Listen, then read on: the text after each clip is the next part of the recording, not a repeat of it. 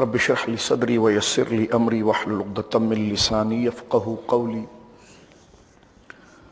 الحمد لله المبدئ المعيد الغني الحميد زلف الواسع والعقاب الشديد من هداه فهو سعيد السديد ومن أضله فهو البعيد التريد يعلم ما ظهر وما بطن وما خفي وما علنا.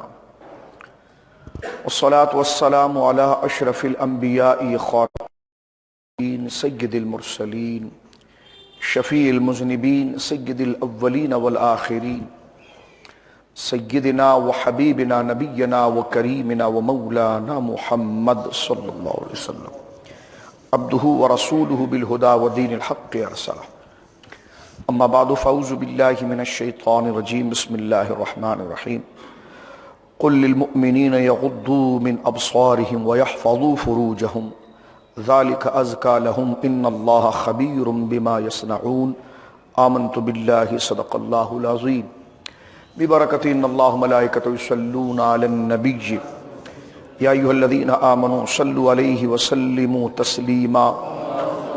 اللهم صل على سيدنا وحبيبنا ومولانا محمد وبارك وسلم صلاة وسلاما عليك يا سيدي يا رسول الله.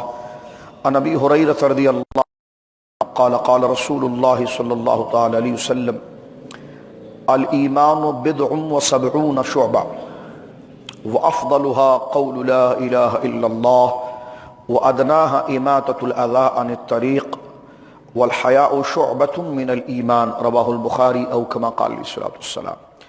ببركة إن الله ملائكته يصلون على النبي يا أيها الذين آمنوا صلوا عليه وسلموا تسليما. اللهم صل وسلم وبارك على سيدنا ومولانا محمد وبارك وسلم صلاة وسلاما عليك يا سيدي يا حبيبي يا رسول الله. كلهم من رسول الله ملتمس غرفا من البحر أو رشفا من الديم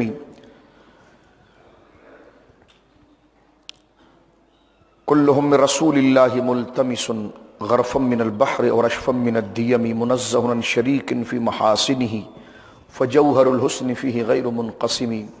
ثم الرضا نبي بكر وعن عمر وعن علي وعن عثمان ذي الكرم. مولا صل وسلم دائما سرمدا على حبيبك خير الخلق كلهم.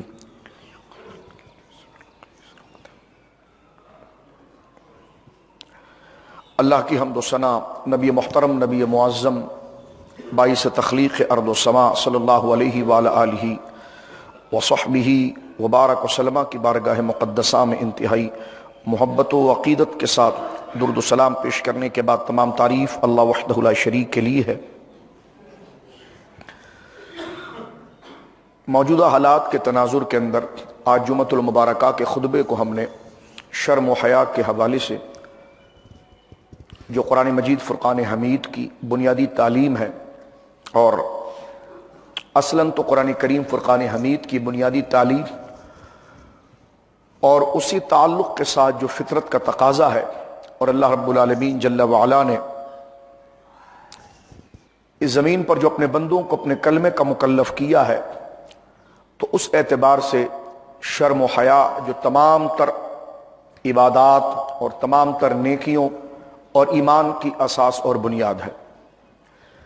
علم فلسفہ کے اندر اگر ہم جائیں اور علم نفسیات کی طرف اگر ہم توجہ کریں شرعی تعلیم سے ہٹ کر بھی اور حیا کے معنی کو دریافت کرنے کی کوشش کریں تو شرم و حیا کا تعلق ہماری زندگی کے ساتھ اس قدر لازم اور ضروری ہے جیسے درخت پر لگے ہوئے پھل کا تعلق اس کی جڑ کے ساتھ ہوتا ہے، جیسے جسم کا تعلق روح کے ساتھ ہوتا ہے. جسم کا تعلق اگر روح سے منقطع ہو جائے تو جسم مردہ ہو جاتا ہے، روح سے پرواز کر جائے تو جسم پھر چلنے پھرنے اور شوق اور اپنے معیار اور تعارف کی طرف نہیں بلکہ وہ قبروں میں رکھ دیا جاتا ہے. تو جس طرح جسم کا تعلق روح کے ساتھ ہے اور جس طرح درخت کی زندگی اور اس کے پھلوں کی تازگی اور رس اور اس کا وجود اس کی جڑ کے ساتھ ہے، اسی طرح انسانیت کے تمام رشتے اور اصل انسانیت جو اس کا وقار اور اس کی اہمیت ہے اس کا تعلق شرم و حیا کے ساتھ. شرم و حیا کا تعلق انسان کی زندگی کے ساتھ اسی طرح لازم ہے جس طرح کہ میں نے عرض کیا، جس طرح بدن کا تعلق روح کے ساتھ، یعنی اس کے لیے اور کوئی بڑا لفظ کیا ذکر کیا جائے۔ انسان سے اگر شرم ہوتی ہے تو انسان اپنے تمام تر وقار اور اہمیت اور اپنی عظمت کو کھو دیتا ہے۔ جس طرح بدن سے اگر روح رخصت ہو جائے تو بدن اپنی اہمیت اور قدر کو کھو دیتا ہے، اور پھل کا تعلق اگر جڑ سے منقطع ہو جائے، ختم ہو جائے، بے تعلق ہو جائے تو وہ پھل پشمردگی کی طرف آ جاتا ہے، اور وہ بے جان ہونے کی حیثیت سے اپنی جڑ سے ربط نہ رکھنے کی بنا پر وہ ختم اور معدوم ہو جاتا ہے۔ اسی طرح انسان کی زندگی کے تمام رشتے، تعلق، اس کا اپنا تعارف، یہ تمام چیز اس کی روح کے ساتھ ساتھ شرم و حیا کے ساتھ ہے۔ اس لیے جتنے مذاہب دنیا ہوئے، یعنی اصل دین تو اور اصل مذہب تو اسلام ہے، لیکن اگر زمینی مذاہب بھی ہوئے ہیں تو وہ اپنے عمل یا اپنے کسی کردار کی وجہ سے بدعملیوں کی طرف یا کسی خرافات کی طرف اگر وہ چل پڑے بھی ہوں، اور انسانیت کے بنیادی سبق سے اگر وہ ناشنا ہو کر یا جانتے ہوئے بھی اس کے خلاف کر رہے ہوں، تو ان کا عمل چاہے خلاف رہا ہو، لیکن وہ مذاہب جو ٹولی ٹولی کی صورت میں بھی ایک ایسا ضابطہ اور نظام بنا کر انسان کی زندگی کو کسی صحیح ڈگر پر لگانا چاہتے ہیں، وہ بھی اس بات کو مان گئے ہیں اور تسلیم کرتے ہیں کہ شرم و حیا کے بغیر انسان کی زندگی کا کوئی تصور ہی نہیں ہے، شرم و حیا کے بغیر کوئی تعلق ہی نہیں۔ اس کو تھوڑا سے آگے جا کر ہم سمجھنے کی کوشش کریں گے۔ سب سے پہلے اگر ہم ایک جرنل علم کی طرف چلیں جسے علم نفسیات کہا جاتا ہے اور علم فلسفہ کہا جاتا ہے، اس میں اگر ہم حیا کی تعریف کو معلوم کریں تو وہ اس بات کو ذکر کرتے ہیں کہ حیا انسان کی طبیعت کے اندر ایک ایسی خوبی ہے، ایک ایسا ملکہ ہے اور ایک ایسا شرف ہے جو قدرت کی جانب سے بندے کے اندر رکھا جاتا ہے۔ انسان کے بدن میں ایک ایسا ملکہ، ایک ایسی خوبی، ایک ایسی قوت، ایک ایسی توانائی ہے جو بندے کو لحاظ کی طرف، ناطے کی طرف، تعلق کی طرف، رواداری کی طرف، المختصر یہ کہ خیر اور نیکی کی طرف ابھارتی ہے۔ اسی قوت، اسی ملکے، اسی شرف اور اسی عظمت کو حیا کہا جاتا ہے۔ یعنی وہ لوگ جن کا تعلق اسلام سے بھی نہ ہو تب بھی جو انسان کے مقام و مرتبے کو کی تشخیص کرتے ہیں۔ میں اور آپ اس تقریر کو صرف سننے کے لیے نہیں، سیکھنے اور عمل کی طرف اگر ہم توجہ کریں گے تو ہماری تمام تر عبادات، نماز، روزہ، زکوٰۃ، پگڑی، ٹوپی، لحاظ، مسجد، یہ تمام کا تعلق بھی شرم و حیا کے ساتھ۔ اگر شرم و حیا نہ ہو تو یہ نمازیں بھی بیکار قرار پائیں گی، شرم و حیا نہ ہو تو یہ بظاہر کلمہ پڑھنا بھی اپنی جگہ پر بیکار ہو جائے گا کہ جو اس شرم و حیا کے بنیادی تقاضے جو ایمان کے ساتھ ہیں اگر اس کو بروئے کار نہ لائیں۔ آگے بڑھتے ہیں۔ جس طرح کہ ابھی میں نے آپ کے سامنے ایک جرنل تعریف ذکر کی ہے ان لوگوں کی کہ جن کا تعلق اسلام سے نہیں ہے، لیکن وہ بھی اس بات کو مانتے ہیں کہ قدرت نے انسان کے اندر جہاں دیگر بھلائیاں رکھی ہیں، مثلا جس کو سمجھاتے ہوئے ایک بات اس طرح بھی ذکر کی جا سکتی ہے کہ جس طرح کہ ایک آم کی گٹلی کے اندر اللہ رب العالمین نے جب تک وہ درخت قائم رہے گا تمام صلاحیتیں رکھی ہیں۔ ایک آم کی گٹلی آپ لے لیں تو اس آم کی گٹلی کے اندر یہ صلاحیت ہوتی ہے کہ یہ 15 سال تک اگر اس گٹلی کو صحیح جگہ پر لگا دیا جائے اور اس کے طریقہ کار اور ضابطے اور طریقے کو اگر صحیح عمل میں لایا جائے تو اس گٹلی کے اندر یہ صلاحیت ہے کہ یہ 15 سال تک پھل دے سکتی ہے اور ایک تناور درخت بن سکتا ہے، جس کو ہم بعد میں ایک تناور درخت کی صورت میں دیکھیں، جس کو ایک مکمل پروسیس کے بعد ہم ایک پھل کی صورت میں دیکھیں، ایک گھنے سائے کی صورت میں دیکھیں، ایک مضبوط تنے کی صورت میں دیکھیں، لیکن اس سے پہلے جب تک وہ تنا نہ بنا ہو، جب تک وہ گہرا سایہ نہ بنا ہو، جب تک وہ پھل کی صورت و شکل کی طرف نہ بڑھا ہو، یہ تو بعد کا مرحلہ ہے، لیکن اس سے پہلے وہ تمام تر صلاحیت اور خوبیاں اس گٹلی کے اندر موجود ہوتی ہے۔ تو جس طرح اللہ رب العالمین نے کسی چیز کے مقام اور عظمت کے ظاہر ہونے سے پہلے ہی جہاں سے وہ چیز اپنا معیار شروع کرے گی، نمو کرے گی، ترقی کرے گی، اس تمام چیزوں کو اللہ رب العالمین جل وعلا نے اس کے اندر رکھا ہے۔ تو اسی طرح انسان کی تمام تر خوبیوں کو اللہ رب العالمین جل وعلا نے جس طرح کہ اس کے اندر سچائی ہے، اس کے اندر صداقت ہے، اس کے اندر ماں کا لحاظ ہے، باپ کا لحاظ ہے، بچوں کا لحاظ ہے، شفقت ہے، مہربانی ہے، چھوٹے بڑوں کی تمیز ہے، اپنے رشتوں کی تمیز ہے، مروت ہے، اچھی اور برے کی تمیز ہے، ناپاکی اور پاکی کی تمیز ہے، اور کڑوے اور میٹھے کی تمیز ہے۔ جو بھی صلاحیتیں اللہ رب العالمین نے انسان کے اندر ودیت کی ہے، تو غیر مسلم اسکالرز بھی اس بات کو تسلیم کرتے ہیں، جو انسانیت کی نفسیات کا مطالعہ کرتے ہیں، وہ بھی اس بات کو کہنے کی طرف بڑھ گئے کہ انسان کے اندر جہاں قدرت نے بے شمار صلاحیتیں اس کائنات کو سمجھنے کے لیے اور اپنے آپ کو اس ڈگر پر لگا کر پریپیئر ہونے کے لیے جو اللہ نے رکھی ہے صلاحیتیں، ان صلاحیتوں کے اندر ایک صلاحیت ایسی ہے، ایک قوت ایسی ہے جو تمام قوتیں جو پیچھے آ رہی ہے اس کے لیے وہ روح کا درجہ رکھتی ہے۔ اگر وہ قوت گر گئی اور وہ قوت نہ پائی گئی تو انسان سچ کبھی نہیں بول پائے گا، وہ امانت دار کبھی نہیں ہو سکتا، وہ رشتوں کا پاسدار کبھی نہیں ہو سکتا، وہ اپنے نظام کا پاسدار کبھی نہیں ہو سکتا، اس کے اندر وفاداری کبھی نہیں آ سکتی، اس کے اندر شجاعت کبھی نہیں آ سکتی، اس کے اندر لوگوں کا لحاظ و مروت کبھی نہیں آ سکتی۔ تو جہاں یہ تمام خوبیاں ہیں، اس خوبیوں کو چارج کرنے والی، بلکہ وہ تمام خوبیاں جس خاص چیز سے جاری ہوتی ہے وہ ایک قوت ہے جو ان تمام خوبیوں کو ابھارتی ہے، اور اسی کو حیا کہا جاتا ہے۔ جس طرح روح ہمارے اس بدن کو چلانے میں کام آتی، بدن سے اگر روح نکل جائے آنکھ اسی طرح رہے گی لیکن دیکھ نہیں پائے گی، بدن سے اگر روح پرواز کر جائے زبان اسی طرح رہے گی لیکن ذائقہ محسوس نہیں کر پائے گی۔ تو گویا کہ یہ محسوسات اور یہ لذت نہ ہماری آنکھوں کی ہے نہ ہماری زبان کی ہے، بلکہ یہ محسوسات اور حس، یہ فیلنگ اور یہ ٹیسٹ، یہ لذت جو ہم کسی شے سے پاتے ہیں، یہ تمام ہماری روح اور اسپرٹ کے ساتھ وابستہ ہے۔ اگر یہ روح نکل جائے تو آنکھیں کھلی رہے گی لیکن مشاہدہ نہیں کر سکتی، زبان پر شہد کا چمچ رکھ لیجئے لیکن اس کا ادراک نہیں ہو سکتا، اس کے بدن کے ساتھ گرم و ٹھنڈا لگا دیجئے لیکن اسے پتہ نہیں چل سکتا، اس لیے کہ تمام تر یہ حس اور یہ زندگی جو تھی یہ اس کی روح کے ساتھ تھی۔ اسی طرح تمام اخلاقیات کی روح جو ہے وہ حیا کے ساتھ ہے۔ اس کو ہم نے تھوڑا پھیلا کر اس لیے ذکر کیا ہے تاکہ ہم اس کی بنیاد کو سمجھ سکیں۔ جو بندہ سچ نہیں بول پا رہا اس کا مطلب اس کے اندر حیا کمزور ہو گئی ہے۔ آگے مزید اس کو اسلامی تاریخ سے ہم واضح کریں گے۔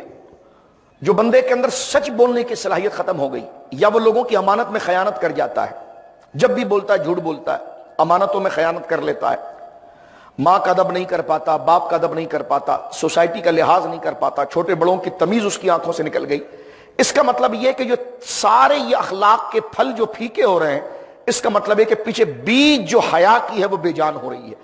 پیچھے اگر آپ دیکھیں مین جنکشن سے پاور پورا آئے گا تو بلب اتنی طرح کی روشنی کو لے کر چلے گا، اور پاور اس میں کم ہوگا تو وہ ٹمٹماتا رہے گا۔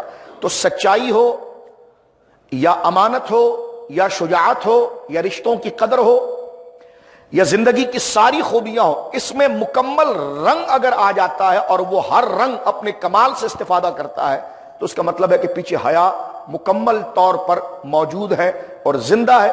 جو حیا اپنے وجود میں کہیں سچائی کی صورت میں پہچانی جا رہی ہے، کہیں امانت کی پاسداری کی صورت میں پہچانی جا رہی ہے، کہیں شجاعت کی صورت میں پہچانی جا رہی ہے، کہیں کسی کی خدمت، کسی مظلوم کی داد رسی کی صورت میں پہچانی جا رہی ہے، کہیں پر وفاداری نظام اور نظریے کے سامنے اپنی جان اور اپنے مال اور تمام چیزوں کو پس پردہ ڈال کر وہ گویا کہ وفاداری کے اس علم کو جھکنے نہیں دے رہی ہے۔ تو یہ تمام تر جو اپنی اپنی جگہ پر سنگل خوبیاں نظر آ رہی ہے، یہ تمام تر اصل میں کمال حیا ہی کے ہیں، جو کبھی اس صورت میں نظر آتی ہے، کبھی اس صورت میں نظر آتی ہے اور کبھی اس صورت میں نظر آتی ہے۔ یہ پریکٹیکل ہے ہماری زندگی کا، کوئی میں فلسفہ یا نظریہ نہیں بیان کر رہا۔ میں اور آپ اپنا محاسبہ کر سکتے ہیں کہ ہمارے اندر جہاں پر کسی اچھی خوبی اور کسی اچھی بھلائی کی کمی اگر ہو رہی ہے تو پیچھے حیا گر رہی ہے، پیچھے حیا کا جذبہ ختم ہو رہا ہے۔ کیوں؟ اس لیے کہ حیا ہی اصل انسان کی مینرز اور اس کے ایٹیٹیوڈ، اس کے اخلاق کی وہ بنیاد ہے۔ وہ جتنی زور آور ہوگی اخلاق اتنا زور آور ہوگا، وہ جتنی کمزور ہوگی اس طرح وہ رشتوں کی قدر نہیں کرے گا۔ آج لوگوں کو قرآن سمجھ میں نہیں آ رہا، آج لوگوں کو یہ سمجھ میں نہیں آ رہا کہ جناب اخلاق کیا ہے، اور وہ یہ نعرے لگا رہے ہیں کہ میرا جسم میری مرضی۔ تو یہ چیزیں ان کی زبان سے ڈیلیور کیوں ہو رہی ہے؟ کہ پڑھے لکھے ہونے کے باوجود ڈگریز ہولڈر ہیں، بڑے تعلیمی یافتہ ہیں، سماج کے اندر بڑا تعلیمی معیار رکھتے ہیں، لیکن وہ تعلیم اپنی مٹھاس، اپنی خوبی، اپنا کمال کیوں نہیں دکھا پائی؟ اس لیے کہ تعلیم صرف ڈگری یا کاغذ کے ٹکڑے کے لیے نہیں ہوتی ہے، اس کو سپورٹ کر کے معاشرے کا شعور حاصل کیا جاتا ہے، سمجھ حاصل کی جاتی ہے، تمیز حاصل کی جاتی ہے، چیزوں کو پرکھا جاتا ہے۔ تو لہذا کاغذ کا ٹکڑا تو ہاتھ میں ہو گیا، وہ پروسیس تو سامنے آ گیا، لیکن چیزیں واضح نہیں ہو رہی ہیں، وہ دانشمندی نہیں آ پائی، وہ شعور نہیں آ پایا، وہ بات سمجھ میں نہیں آ پائی۔ اس کی وجہ یہ ہے کہ پیچھے اگر حیا کی قوت کلیپس کر جائے، یہ کمزور ہوتی چلے جائے، تو سامنے جلنے والے بلب جتنے بھی ہیں وہ آہستہ آہستہ روشنی میں کمزور ہوتے چلے جائیں گے۔ پیچھے سے حیا روشن ہوگی، اس لیے کہ تمام تر انسان کی اندر صلاحیتوں اور خوبیوں کے اندر سب سے بڑی قوت جو تمام خیر کی طرف ابھارتی ہے، ہر رشتے کی طرف ابھارتی ہے، ہر ایک کی پاسداری کی طرف، ہر خوبیوں کو ابھارتی ہے اور اچھائی کو ظاہر کرنے کے لیے ابھارتی ہے، تو اسی قوت کو حیا کہا جاتا ہے۔ شرعی تعریف اگر آپ اس کی دیکھیں تو علامہ علی قاری علیہ رحمت نے بڑی پیاری تعریف فرمائی۔ آپ ارشاد فرماتے ہیں، یہ تو میں نے آپ کے سامنے ایک جرنل ان لوگوں کی تعریف کی ہے کہ جن کا تعلق اسلام سے نہیں ہے، لیکن وہ بھی اس بات کو مان گئے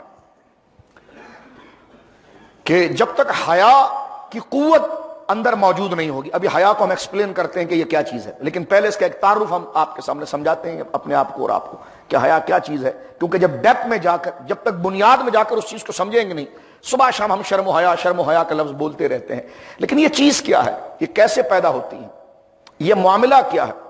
جس طرح کہ میں بات آپ کی خدمت میں عرض کروں، جس طرح کہ اکثر ہم ایک لفظ کہتے ہیں کہ صبر کیجئے، صبر کیجئے، صبر کرنے والوں کے ساتھ اللہ ہے۔ کبھی ہم نے سمجھا ہی نہیں کہ صبر کہتے کس کو ہے۔ تھوڑا سا اگر غور کریں تو میں اس کا تھوڑا سا اشارہ دے کر اس مضمون کی طرف آنا چاہتا ہوں، کیونکہ صبر بھی حیا کی ایک شاخ ہے۔ حیا ہوگی تو صبر آئے گا۔ اب دیکھیں صبر کا، کیونکہ صبر عربی زبان کا لفظ ہے، کسی بھی کیفیت کو سمجھانے کے لیے کسی زبان کو استعمال کیا جاتا ہے۔ ہم اردو بولنے والے ہیں، جو بھی زبان بولنے والے، ہم ڈاکٹر کے پاس بھی جاتے ہیں تو ہمارے کو کوئی درد و تکلیف ہوتی ہے تو ہم اپنی معاشرتی زبان میں اس کو ایکسپلین کرتے ہیں کہ یہ مجھے محسوس ہو رہا ہے، لفظ بھی وہ استعمال کرتے ہیں جو ہماری زبان کا ہے۔ تو قرآن کیونکہ عربی زبان میں اترا ہے تو اہل عرب کے جذبات یا انسانی جذبات کو سمجھانے کے لیے اس پر جامع عربی زبان کا پہنایا گیا۔ اب آپ اپنے اعتبار سے اس عربی کے جامع، اگر عربی سے آپ کا براہ راست تعلق نہیں ہے تو آپ اس لفظ کو صرف زبان پر تکرار دیتے رہیں گے لیکن اس کو سمجھ نہیں پائیں گے، اس لیے کہ وہ آپ کی زبان ہی نہیں ہے۔ اسی طرح انسان کے جذبات، جس کو عربی زبان میں کہیں شجاعت کہا جاتا ہے، کہیں امانت کہا جاتا ہے، کہیں حیا کہا جاتا ہے، کہیں صبر کہا جاتا ہے، یہ سارے عربی نام ہیں اس ایک ایک خوبی کے اوپر۔ کیونکہ قرآن اترا ہے عرب میں تو وہ انسانیت کا جو سب سے پہلا ماڈل سامنے موجود ہے وہ عرب ہے، تو ان کی مادری زبان میں ان کو ان جذباتوں کے نام رکھے جا رہے ہیں، لیکن ہم تو عرب نہیں ہے تو کبھی ہم نے زحمت ہی گوارا نہیں کی کہ شجاعت کو ہماری زبان میں کیا کہیں گے۔ اس جذبے کو، اس خاص صفت کو، اس خاص کیفیت کو جو انسان کے اندر اٹھ رہی ہے، اس کو اہل عرب صبر کہہ رہے ہیں۔ تو لفظ تو صبر عربی کا ہے جو ہماری کامن ہے، ہر انسان کے اندر وہ جذبات، چاہے عربی ہو یا اجمی ہو، اس کے اندر ایک خاص جذبات ہے۔ کبھی اس جذبات کے خاص رنگ کو جو خاص کیفیت کے ساتھ ہوتا ہے اس کو صبر کہتے ہیں، لیکن اس کیفیت کو رنگ ہم نے جو دیا ہے وہ عربی زبان کا دیا ہے۔ لیکن کبھی ہم نے غور ہی نہیں کیا کہ جو لفظ ہم صبر کا بول رہے ہیں تو اس لفظ کا ترجمہ ہماری زبان میں کیا ہوتا ہے، تو اس کا ترجمہ ہماری زبان میں ہوتا ہے رکنا۔ صبر کہتے ہیں رکنے کو۔ تو فرمائے ان اللہ مع الصابرین، اللہ رب العالمین صبر کرنے والوں کے ساتھ۔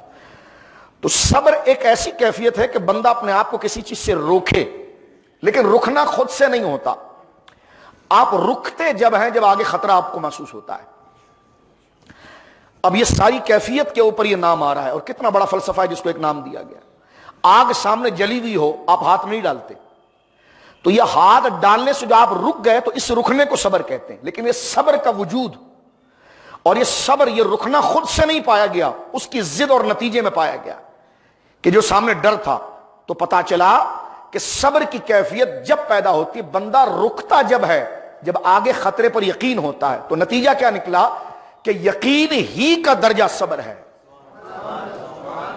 یعنی آپ کو یہ یقین ہے کہ آگ جلائے گی تو اپنے آپ ہاتھ کو آپ نے روک کے رکھا۔ کوئی شخص آپ کے سامنے دل فریب تقریر بھی کر دے اور کہے کہ ہاں آپ ہاتھ ڈالیے اور آپ کا ہاتھ جلے گا نہیں، تو آپ کہیں گے نہیں یہ جل جائے گا ہاتھ، آپ کی تقریر کا میں احترام کرتا ہوں لیکن میرا ہاتھ جل جائے گا، تو یہ رکنا جو ہے نا، سٹاپ ہونا، تو سٹاپ انگریزی میں کہتے ہیں رکنا، اردو میں کہتے ہیں، عربی میں صبر کہتے ہیں، تو یہ مختلف نام ہے۔ لیکن یہ صبر پیدا کیسے ہوگا؟ جب آگے کے نقصان پر یقین ہوگا۔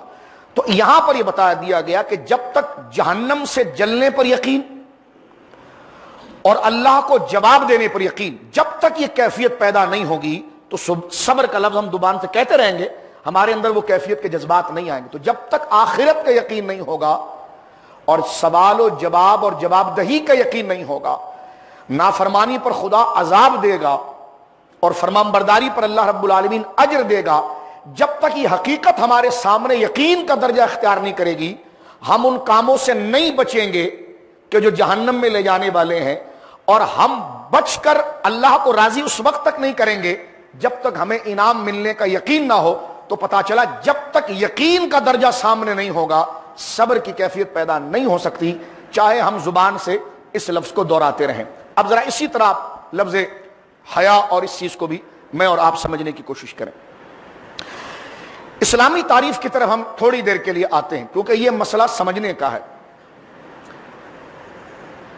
مختصر انداز میں بھی اس کا تبصرہ کیا جا سکتا ہے، سوشل میڈیا پر ہو رہا ہے، علماء کر رہے ہیں، ہر دیندار شخص کر رہا ہے، ہر سماجی شخص کر رہا ہے، اللہ برکت دے، کیونکہ یہ سب سے بڑی تباہی ہے۔ اگر بے حیائی کی چیزوں کو نہ روکا گیا تو پھر ہر خیر زمانے سے اڑ جائے گی۔ لیکن یہ نہ سمجھے کہ ہم مسجد میں بیٹھے ہیں تو ہم خیر کا کام کر رہے ہیں، بالکل ہم خیر کا کام کر رہے ہیں، لیکن اس کے بعد میری اور آپ کی تنہائی کیسے گزرتی ہے؟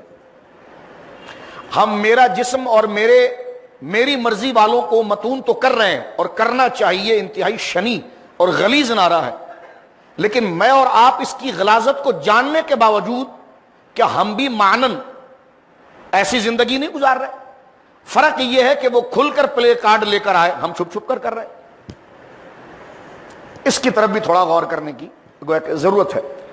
تو لہذا یعنی تنقید کی جائے لیکن اپنی طرف جائے اور اپنی اصلاح کی طرف بھی نظر رکھی جائے۔ معاشرے میں علی اعلان جو کام کیا گیا ہے وہ صد قابل مذمت ہے، اس لیے ہماری اعلیٰ عدلیہ نے بھی کہہ دیا کہ جناب یہ نعرے اخلاقی اعتبار سے درست نہیں ہے۔ ہاں دیکھ لیجئے، اگر حقوق عورت پر ساری بات کی گئی ہے تو حقوق کی بات تو مسجد کے ممبروں پر ہوتی ہے، ہر مسلمان اس بات کو جانتا ہے، اسلام ہی سب سے زیادہ پروٹیکٹ کرتا ہے مرد کے حقوق کو بھی اور عورت کے حقوق کو بھی۔ ہاں اگر یہ بات ہے کہ جس طرح کے اندرونی گاؤں دیہات کے اندر خواتین پر ظلم ہوتا ہے ہماری بہنوں پر، اور ہوتا ہے، اس کی امپلیمنٹ ہم نہیں کر سکتے، ہم تو بار بار کہہ رہے ہیں شرعی نظام لائیے، لٹکائیے لوگوں کو تو سب صحیح ہو جائیں گے۔ آپ ہی کے سیاستدان لوگ ہیں جو آج نخرہ کر کے گز بز کا ایک لونڈا آج کر یہ بات کر رہا ہے کہ کون وہ مولوی ہے جو عورتوں کو روکے گا، یہ تو ہمارا نظام ہے۔ تو آپ کیا عورتوں کے حقوق کی سیاست کیجیے؟ آپ لبرل قسم کے لوگ ہیں، اور آپ کو ہم جوتا مسجد کے ممبر سے لگائیں گے اور یہ بتانا چاہیں گے کہ مسلمان اگر آپ کو ووٹ دیتے ہیں تو وہ سیاست کے لیے دیتے، مذہب کے لیے نہیں دیتے۔ ایک پہلا بندہ تھا جو اس کراچی سے دفع ہو گیا ہے، اب بلاول بھٹو یہ رتبہ لینا چاہ رہے ہیں کہ جو اسلام کے لیے براہ راست ہونا چاہ رہے ہیں، تو ہم ان کے ماننے والے بھی دوست یہاں بیٹھے ہوں گے، وہ بھی میری بات سے ایگری کر رہے ہوں گے کہ پہلے ہم مسلمان اور خدا کے بندے ہیں، پھر ہم کسی سیاسی تنظیم کے اندر۔ تو آپ آگے بات کیجئے، ان کو کہیے پہلے مسئلہ سمجھیے۔ آپ عورت کے حقوق کے مطالبے کی کون نفی کرتا ہے؟ ہم تو آج بھی کھڑے ہو کر کہہ رہے تھے، سارا علماء ہی نہیں، ہر بندہ یہ کہہ رہا تھا کہ جس نے بچی زینب کے ساتھ معاذ اللہ علیہ باللہ بدفعلی کی اور اس بچی کے ساتھ یہ حرکت کی، تو سارا پاکستان کہہ رہا تھا کہ بچ چوک پر اس کو آپ ٹنگائیں، اور جنہوں نے 350 ارب روپے کا کرپشن کیا ان ڈاکٹروں کو بھی سامنے لایا جائے، ان آزادیوں کو بھی حضرت صاحب سامنے لایا جائے۔ آج سندھ جو جل رہا ہے بربادی کے اندر، قرآن سے شادی کون کروا رہا ہے؟ آپ کی حکومت ہے۔ آپ مولانا پر چیخ رہے ہیں، معذرت کے ساتھ ناراض مت ہوئیے گا۔ آج مرضی کی شادی پر قتل کر دیا جا رہا ہے، تو ایس ایچ او صاحب تو آپ کی سیاسی تنظیم کے ہیں، آئی جی صاحب بھی آپ نے لڑ کر وزیر اعلیٰ صاحب نے اپنا لگا دیا ہے، اب یہ آپ کی ذمہ داری ہے، آپ خلط مبس نہ کریں۔ علماء اور دیندار طبقہ جو بات کر رہا ہے، جو اکثریت ہے، وہ حقوق کے مطالبے کو منع نہیں کر رہا. ہم اپنی بہنوں کو یہ کہنا چاہتے ہیں کہ اگر جہاں پر اور بچیوں کی شادی قرآن سے کی جا رہی ہے معاذ اللہ، یا اپنی مرضی کی شادی پر ان کو مار ڈالا جا رہا ہے، یا ان کو وراثت سے باپ کا انتقال ہو گیا، بھائیوں نے ساری جائیداد کھا لی اور بہن کو کچھ نہیں دیا، یہ مسئلہ ہے، یا ان کو گھر سے دربدر کیا جا رہا ہے، یا عورتوں کو ہراساں کیا جا رہا ہے، تو میں ان اپنی بہنوں سے کہتا ہوں کہ آپ اسلام آباد کے روڑوں پر کیوں، آپ مسجد کے باہر آئیے، جمعے کا اجتماع آپ کے ساتھ کھڑے ہو کر اعلیٰ عدلیہ اور ان نام نہاد سیاست دانوں کو جو ایشوز پر اسکورنگ کرتے ہیں، ان کو صحیح رخ دکھانے کے لیے بہنوں آپ کے ساتھ کھڑے ہو کر عورت کے حقوق کی بات کرے گا. حقوق کی بات آپ کہاں خلط مبس کر رہے ہیں بلاول بھٹو صاحب؟ بات کیا چل رہی ہے؟ آپ کیا بیان دے رہے ہیں؟ آپ ایک بہت بڑی سیاسی جماعت کو لیڈ کرتے ہیں. مسئلہ یہ نہیں ہے، میں نے ابھی واضح کر دیا، مسئلہ یہ ہے کہ جہاں پر بستر گرم کرو، میرا موضع کہاں پر ہے؟ وہ خبتی ایک بڈھا کہہ رہا ہے سب سے بڑا ظلم نکاح ہونا ہے، تو میں کہہ رہا ہوں وزیر اعلیٰ صاحب ایک جملہ اس پر کہیں. خانزادہ صاحب جیو پر پورا پروگرام کر گئے، میں نے کہا کہ اس شخص نے اس عورت کے بارے میں جملہ کہا، آپ نے پورا پروگرام کر دیا، لیکن جب یہ پلے کارڈ لگتے رہے تو میں پوچھنا چاہتا ہوں خانزادہ صاحب سے یا جناب جتنے سیاستدان ہیں، کیا آپ اپنی بیویوں کے لیے یہ نعرہ گوارا کریں گے؟ اپنی ماں کے لیے گوارا کریں گے؟ یہ بیٹی کے لیے گوارا کریں گے؟ میں تو نہیں سمجھتا کہ آپ عزت دار لوگوں سے تعلق رکھتے کبھی گوارا کریں گے. تو میں یہ کہہ رہا ہوں جس موضوع کو کنڈیم کرنا تھا اس کو آپ نے چھوڑا، اور اس کو آپ نے صرف مغربی دنیا کی لالچ میں آپ نے اس کو ایک اسلام فوبیا کا رنگ دے جو آپ کو ہے اس سے. بلاول بھٹو صاحب آپ نے مندروں میں جا کر پوجا کی تو آپ کے ساتھ کھڑے ہونے والے لوگوں نے آپ اس کو یہ کہہ رہے ہیں کہ علماء کیا بات کر رہے ہیں اور علماء کچھ بھی کریں یہ پروٹیسٹ ہوتا رہے گا. تو آپ اسکورنگ نہ کریں، آپ چھوڑیں. ہم تو خود اس لیے تیار ہیں اور علماء اس کی جدوجہد کرتے ہیں. ہم تو مسجد میں دعوت دے رہے ہیں کہ ہماری بہنیں ابھی آئیں اور ہم ان کے ساتھ کھڑے ہو کر یہ جو عورتوں کے حقوق کا استحصال ہو رہا ہے، بچیوں کے ساتھ جو یہ معاملات ہو رہے ہیں، یہ تو پکڑے جاتے ہیں، ان کو چھڑاتا کون ہے؟ اندرون گاؤں دیہات کے اندر کون سیاسی وڈیرے ان کی ترجمانی کرتے ہیں؟ علماء کرتے ہیں، مشائخ کرتے ہیں، قرآن پڑھنے والے کرتے ہیں. تو لہٰذا ہم آپ سے کہنا چاہتے ہیں دیکھیں ہم ہر ایک کا لحاظ کرتے ہیں لیکن ہر ایک کی عزت کرتے ہیں اللہ اس کے رسول کے بعد. یہ مت سمجھیے گا کہ پھر اس کراچی میں اگر خانہ جنگی شروع ہو گئی اور معاملات ہو گیا تو میں سمجھتا ہوں کہ آپ کے قریبی بندہ آپ کو چھوڑے گا نہیں، اس لیے کہ وہ آپ کی بی بی صاحبہ، آپ کی والدہ محترمہ کا معتقد بعد میں ہے، وہ اللہ اس کے رسول اور شریعت کا پابند پہلے ہے. لہذا جس طرح میرے جملے جو میں انتہا پسندی یا توہین کے لیے نہیں کہہ رہا، سمجھانے کے لیے کہہ رہا ہوں، لیکن پھر بھی آپ کو اپنے سیاسی لیڈر کے جذبات میں یہ جملے برے لگ رہے ہوں گے تو آپ جو شریعت کا مذاق بناتے ہوئے یہ جملے کہہ رہے ہیں تو آپ میں اور اس کراچی سے بھاگے وہ شخص میں جو یہاں پردے کا مذاق اڑاتا تھا، قادیانیت کی بات کرتا تھا، کیا فرق رہا؟ تو ہم اس منبر پر اس بجا ہوں گے کہ جس طرح ہم نے اس ملعون کے لیے بددعا کی ہے ہم آپ کے لیے بددعا کریں گے، خدا آپ کے ناپاک وجود سے اس پاکستان کو پاک کرے. لیکن ہم سمجھانے کے لیے بات کرنا چاہ رہے ہیں کہ جذبات کی رو میں بہ نہیں رہے. آپ کا منہ سے نکلا ہوا ایک جملہ قوم کے لیے نظریہ بنتا ہے اور آپ نظریہ شریعت کے مطابق، اور شریعت آپ خود مسلمان اپنے آپ کو کہتے ہیں اور آپ کا نام حضرت بلال کے نام پر ہے. آپ ذرا غور کیجئے، اس نام کی ذرا حرمت دیجئے. آپ کی والدہ سے ہماری ملاقات، میں نے ایک دو دفعہ ملاقات ان سے کی اور بظاہر میں نے دیکھا کہ وہ نبی پاک کا نام آتا تھا تو وہ انگوٹھے اٹھا کر چومنا شروع کر دیتی. تو میں نے کہا جس ماں محترمہ کے نام سے آپ سیاست کر رہے ہیں تو کم سے کم اس چیز کی لحاظ رکھیں. وہ تو سر پر دوپٹہ رکھتی تھی، اسی کو دیکھ لیں. آپ کی امی جان تو سر پر دوپٹہ رکھتی تھی، اس دوپٹے کو میں اٹھا کر پھینک رہی ہوں. پلے کارڈ دوپٹہ کیا کرنا، گریبان کھول دو. تو میں نے کہا اس کی آپ تائید کر رہے ہیں تو آپ مغربی رو میں بہ رہے ہیں. میں کہتا ہوں بے نظیر صاحبہ کی روح تڑپ رہی ہوگی کہ میرا بیٹا تو میرے نظریے کا خلاف چل رہا ہے کہ میں نے اپنے سر کو کبھی ننگا نہ رکھا اور جو عورتوں کے سروں سے دوپٹہ اتار رہی ہیں ان کے ساتھ میرا بیٹا دے رہا ہے. تو لہٰذا آپ اس بات پر لحاظ کریں میرے دوست کہ آپ کا کہا ہوا جو ہے کہ وہ نظریہ بنتا ہے اور اس سے لوگوں کے عقیدے اور نظریے خراب ہوتے ہیں. اور بالکل ہم اس کے لیے تیار ہیں. اور ہر مسلمان اس بات کی مذمت کرتا ہے کہ جہاں پر عورتوں کے حقوق کا استحصال ہوتا ہے۔ ہم کوئی بغیر عورت کیا ہے؟ ہماری ماں بھی عورت ہے، ہمارے لیے سب سے بڑی قدر کی ذات ہماری ماں ہے۔ ہم پوری زندگی کمائیں اور دولت لا کر ماں کے قدموں میں رکھیں، اس سے بڑی خوشی ہماری کچھ نہیں۔ شب روز ایک بندہ محنت کر کے اپنی بیٹیوں کے لیے شادی بیاہ کے سامان کو جمع کرے یا ان کے لیے سہولت کو جمع کرے، اس باپ کو اپنی تھکن اور محنت ہیچ لگتی ہے اور اپنی بچی کی خوشی سب سے اعلیٰ رکھتی ہے۔ شام کو جب وہ لوٹ کر آتا ہے تو اپنے چہرے کو، اپنے معاملے کو ایسا بنا کر آتا ہے کہ اس کی بیوی اور اس کے گھر والے خوش ہو جائے۔ تو آپ کون سے حقوق کی بات کر رہے ہیں؟ ہاں، اگر کہیں پر غلط کاریاں ہو جاتی ہیں، غلط معاملات ہوتے ہیں، تو آپ کی تنظیم میں بھی تو لوگوں پر الزام ہے 300 ارب روپے کھانے کا۔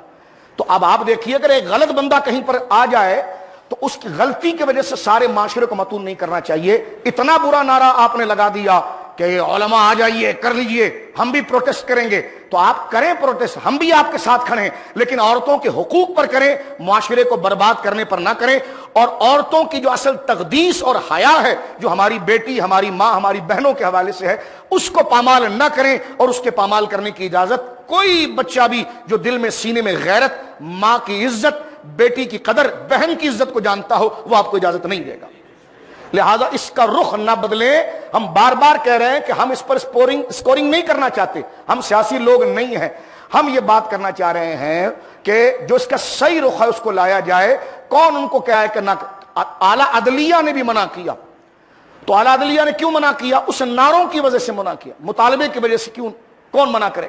مطالبے کے لیے تو سارا پاکستان قصور میں زینب اس بچی کے بدلے کے لیے کھڑا تھا۔ یہی آپ کے سالے لبرل جو پولیٹیشن ہے وہ کہہ رہے تھے کہ نہیں، یہ کیسے ہو سکتا ہے، سب کے سامنے کیوں ٹنگایا جا سکتا؟ ان کو پتا تھا کل ہمارا ہی خاص سہولت کار جو لوگوں کو ڈرا کر ووٹ لیتا ہے وہی ملوث تھا اس کے اندر، اس کو بھی ٹنگایا جائے گا تو ہم ایکسپوز ہو جائیں گے۔ تو ہم تو کل بھی بہنوں کے اس نظریے کے لیے ساتھ تھے، اب بھی ساتھ ہیں۔ کیا یہ اچھا ہو کہ سیدہ زہرا پاک سے محبت کرنے والی اور سیدہ عائشہ پاک سے محبت کرنے والی ہماری بیٹیوں کے حقوق کے لیے ہم میدان عمل میں آئیں اور لوگ ہمیں تانا دیں، لیکن حقوق ہماری بچیوں کو مل جائے؟ تو اس سے بڑی سعادت ہم اپنے لیے کچھ اور نہیں سمجھتے۔ تو لہذا اس کو بار بار سمجھانا بھی بڑا عجیب لگتا ہے کہ ایشو کیا چل رہا ہے۔ ہم بات کر رہے ہیں اس بے حیائی پر، دوپٹہ نہیں چاہیے، دوپٹہ پھینک دو، کسی اور سے بستر گرم کروا لو، یہ لفظ ہے؟ معاذ اللہ، تمہارے جرابے کہاں پر ہے؟ کچھ تو اور ایسے جملے، وہ بڈھا خپتی کہہ رہا ہے نکاح ہی سب سے بڑا جرم ہے۔ میں کہتا ہوں ایک جملہ کہنا، نکاح سب سے بڑا جرم ہے، تو آپ کے خاندانوں میں کیا ہوتا رہا؟ نکاح ہوتا رہا۔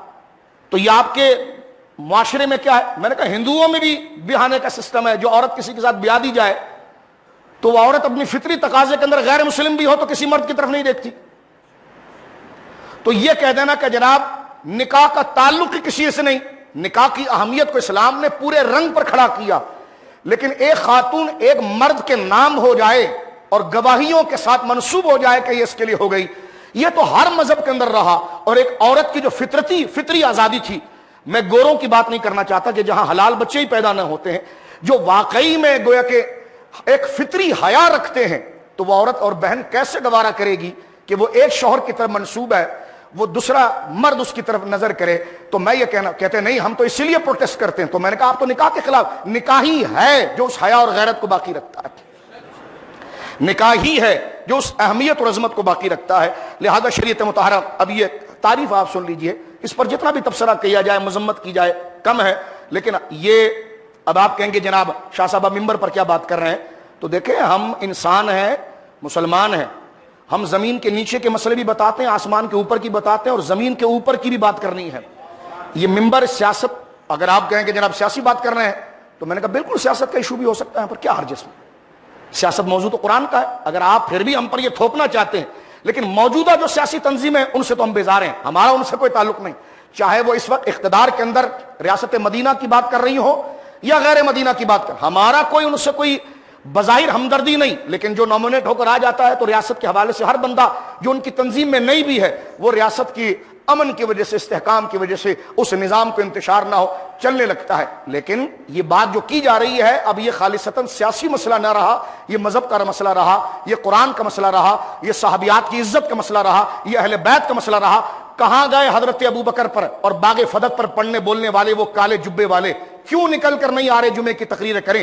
باغ فدق پر تو آپ کے سیدہ زہرا کے حقوق یاد آ گئے، اور یہ جو پورے پروٹیسٹ ہو رہا ہے اور جو سیدہ زہرا کی اس نام و مقام اور ان کی تعلیم کے خلاف برملا جس کے خلاف بات ہو رہی ہے، کہاں گئے امام باڑوں کے وہ تمام ذاکر؟ نکل کر کیوں نہیں آتے؟ آئے نا، آپ تو ان کے سپورٹر ہیں۔ باغ فدق پر بات کر کے آپ سیدہ زہرا کی بات کر رہے تھے، تو سیدہ زہرا نے پوری زندگی جس تعلیم کا تحفظ کیا اور ان کا گھر مبارک جو آیت تطہیر کے نزول کا ذریعہ بنا، جن کے لحد مبارکہ کی بات یہ تھی کہ جب وصال کا وقت قریب آیا تو میرے آقا سیدنا مولا مرتضیٰ کو آپ نے کہا کہ اپنے شوہر علی سے آپ نے ارشاد فرمایا کہ مجھے رات کے وقت ڈولی میں رکھ کر اٹھایا جائے تاکہ رات کے اندھیرے میں میرے جنازے کی چارپائی کو بھی غیر مرد نہ دیکھے۔ میں نے نکل کر آئے، یہ کوئی ایک طبقے کے علماء نے ٹھیکہ اٹھایا؟ آپ آئیں سامنے، باغ فدق پر آپ صحابہ پر چڑھائی کرنے کا سوچتے ہیں تو یہ پلے کارڈ آپ کو نظر نہیں آتے جو صحابہ کرام اہل بیت سیدہ زینب کبریٰ کی زندگی کربلا معلی میں کیسی رہی، کس طرح انہوں نے دربار یزید کے اندر حیا اور عفت معابی کو اہل بیت کی ثابت کیا؟ کیوں آواز نہیں اٹھائی جا رہی ہے؟ آواز اٹھائی جائے گی۔ لہذا یہ مسئلہ سیاسی نہیں، یہ فطرت کا مسئلہ ہے، یہ حیا کا مسئلہ ہے، یہ شرم کا مسئلہ ہے، اور سب سے اصل یہ ہے کہ یہ قرآن کا مسئلہ اور یہ دین کا مسئلہ ہے۔ تعریف سنیے، اس کے بعد ہم اپنی گفتگو کو ختم کرتے ہیں۔ میں نے ایک لبرل تعریف، جرنل تعریف آپ کے سامنے حیا کی شرعی تعریف یہ ہے کہ اب اس کو ذرا دل کے کانوں سے میں اور آپ سنیں، اور میں اور آپ بھی ذرا شرم حاصل کریں۔ ایسا نہ ہو قرآن نے یہ کہا کہ کسی پر تنقید کرنے کے اندر آپ اتنے بغضی نہ ہو جائیں کہ اسی کی طرف برائی کو منسوخ کریں۔ وہ خواتین نہ سمجھی کی بنا پر یا کسی کے ایجنڈے پر وہ این جی اوز اگر کام کر رہی ہیں تو میں اور آپ اپنے گھر میں کیسے ہیں ذرا اس پر بھی غور کریں۔ وہ اگر بے حیائی علی اعلان کر رہی ہے تو کیا میں اور آپ داڑھی ٹوپی رکھ کر بازار میں جو گھومتے ہیں تو میں اور آپ غور کرتے ہیں کہ ہماری نگاہیں کہاں کہاں جاری ہوتی ہیں؟ کیا سرکار نے نہیں فرمایا کہ آنکھوں کا بھی زنا ہوتا ہے؟ میں اور آپ اس پر غور کریں، مجھ سمیت آپ سمیت اس بات پر غور کریں، آنکھوں کا زنا ہوتا ہے۔ سرکار نے فرمایا بہت سے لوگ ایسے ہیں جو عبادت کے لیے آ رہے ہیں لیکن ان کی آنکھیں زنا کر رہی ہیں۔ یہاں تک فرمایا گیا ہے اور صوفیہ نے ذکر کیا کہ مرتے وقت اس بندے کے ایمان کے لالے پڑ جائیں گے اور زبان سے کلمہ نہیں جاری ہو پائے گا جس کو بد نظری کی عادت پڑ جائے۔ تو لہٰذا اگر برملا کوئی فحاشی کر رہا ہے تو ہم مذہب کا لبادہ اوڑھ کر در پردہ وہ کام نہ کریں۔ ادخل فی السلم کافہ، پورے اسلام پر آئیں۔ اگر ہماری بہنوں نے برقع پہنا ہے اور ہمارے بھائیوں نے داڑھی اور نمازیں لی ہیں تو پھر یہیں تک 15-20 منٹ کے سفر تک یہ نہیں، ہماری تنہائیاں بھی اسلام کے ساتھ ہوں، ہماری جذبات بھی اسلام کے ساتھ ہو کہ ادخلوا فی السلم کافہ، پورے اسلام کے اندر آ جائے۔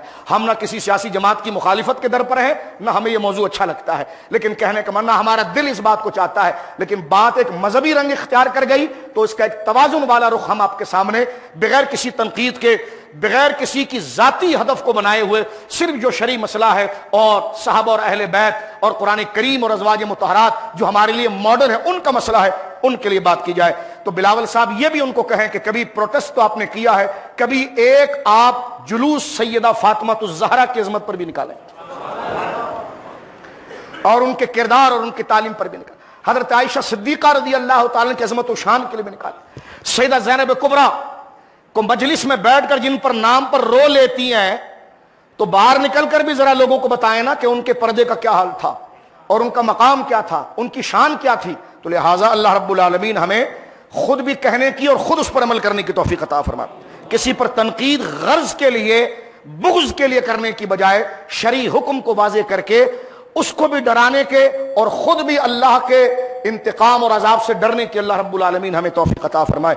حیا کی تعریف میرے بھائیوں، میرے بزرگوں اور میری بیٹیاں بہنیں جو سن رہی ہیں ذرا سن لیجئے اور اللہ ہمیں اس پر عمل کی توفیق عطا فرمائے کہ حیا ایمانی، حیا کی 2 قسمیں ہیں، لیکن حیا ایمانی اخلاق کیا ہے؟ جو کسی شخص کو حیا ایمانی وہ اخلاق ہیں، حیا ایمانی وہ اخلاق ہیں جو کسی شخص کو ایمان کی وجہ سے برے کام سے روکے۔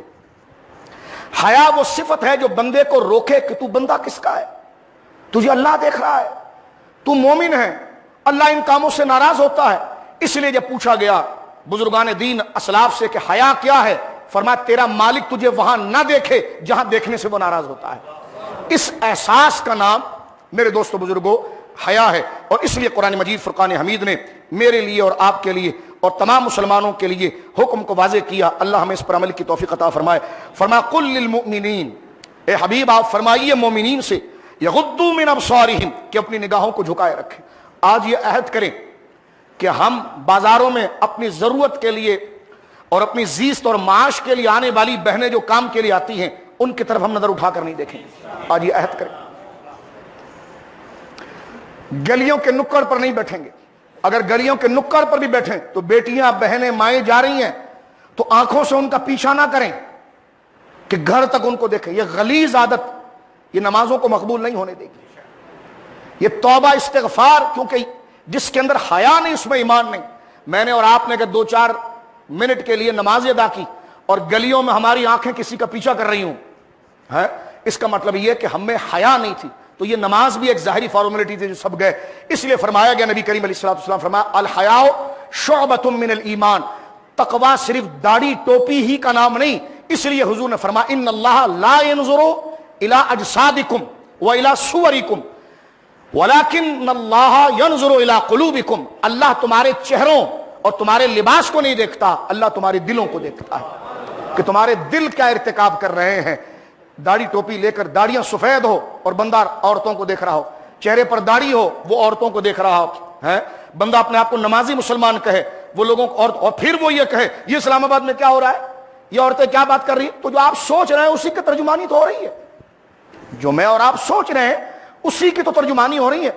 تقریر کے ذوق میں ہم ان کی مذمت کر رہے ہیں لیکن اندر سے تو ہم خود خواہاں ہیں، کیونکہ ہم خود اس کو اکیلے میں پسند کرتے ہیں۔ موبائل فون ہمارے ہاتھ میں ہوتا ہے، کیا کیا چیزیں ہم دیکھ رہے ہوتے ہیں، کھڑکی کی جھانک، اور خواتین بہنیں بیٹیاں جا رہی ہوتی ہیں وہ بیچاری اپنے آپ کو برقعے میں لپیٹ کر جا رہی ہیں، تب بھی ہماری غلیظ نگاہیں ان کا پیچھا کر رہی ہوتی ہیں۔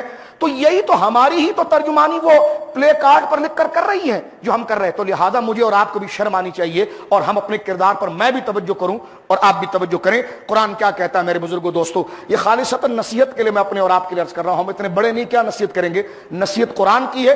بچے گا وہ جو اپنے آپ کو حیا سے وابستہ رکھے گا، حیا کے بغیر کلمہ نہیں پڑھا جا سکتا۔ فرمایا قل للمؤمنین یغضوا من ابصارہم، حبیب کہیے مومنین سے، مردوں سے کہ وہ اپنی نگاہوں کو نیچی کریں، وَيَحْفَظُوا فُرُوجَهُمْ، اور اپنی شرمگاہوں کی حفاظت کریں۔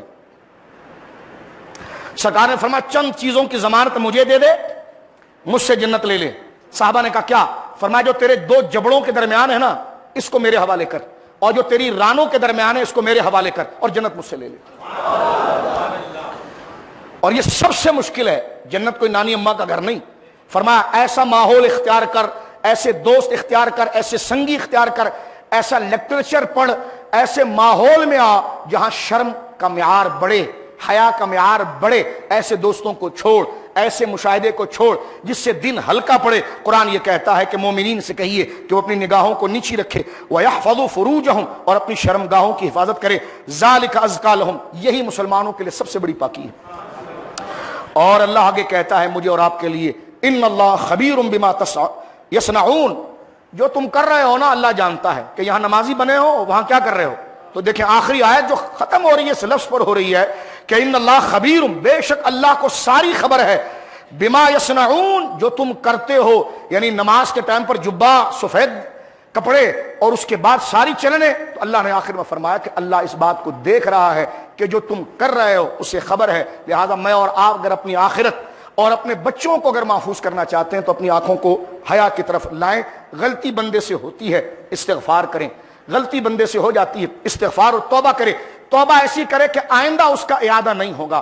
آج یہ وبائیں جو آ رہی ہیں یہ ہمارے گناہوں کی وجہ سے آ رہی ہیں۔ بندہ اس بات کو تو گن رہا ہے، وہ ان پگلوں کو دیکھو حرم ہی خالی کر دیا انہوں نے، حرم ہی خالی۔ میں نے کہا وائرس سے ڈرنے کے بجائے بندہ اپنے اعمال سے ڈرے کہ جو وہ کر رہا ہے، کیونکہ وائرس کچھ نہیں کر سکتا، اگر وہ کاٹ بھی لے، وہ آ بھی جائے اور خدا نہ چاہے تو اثر نہیں ہوگا، لیکن ہمارے گناہ اس وائرس سے زیادہ خطرناک ہیں،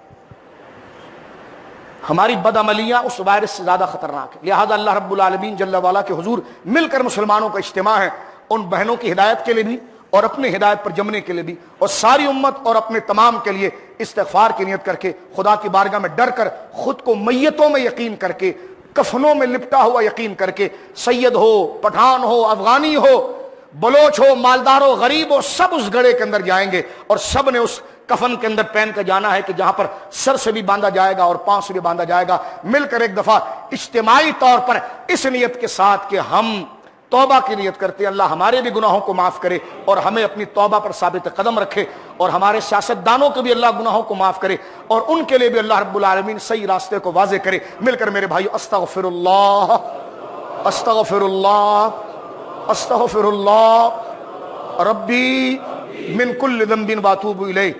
ذلت، رسوائی، بربادی، بری موت، بے عزتی، رسوائی، یہ سب گناہوں کی وجہ سے ہوتی ہے۔ ایک دفعہ مل کر ڈر کر خدا کی بارگاہ میں توبہ کہ اللہ ذلت و رسوائی سے بچا اور یہ گناہوں کی لعنت سے جان چھڑا کر ہمارے لیے خیر کا ارادہ فرما۔ مل کر استغفر اللہ ربی من کل ذنب واتوب الیہ۔ اللہ میرے اور آپ کے بھائیوں گناہوں کو معاف فرمائے اور اللہ رب العالمین ہماری ان بہنوں کو بھی، ان بھائیوں کو بھی اور ہمیں بھی ہدایت پر استقامت رکھے۔ وآخر دعوانا الحمدللہ رب العالمین۔ استغفر اللہ ربی